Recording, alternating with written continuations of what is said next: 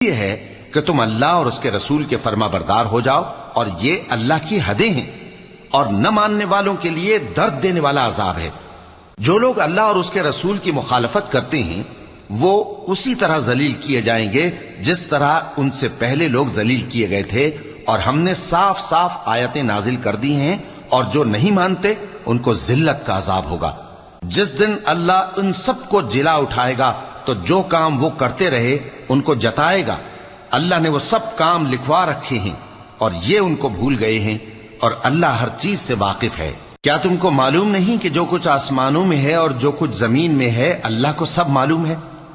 کسی جگہ 3 شخصوں کی سرگوشی ہوتی ہے تو اللہ ان میں چوتھا ہوتا ہے، اور جہاں 5 آدمیوں کی سرگوشی ہو تو وہ ان میں چھٹا ہوتا ہے، اور نہ اس سے کم یا زیادہ مگر وہ ان کے ساتھ ہوتا ہے، خواہ وہ کہیں ہوں۔ پھر جو کام یہ کرتے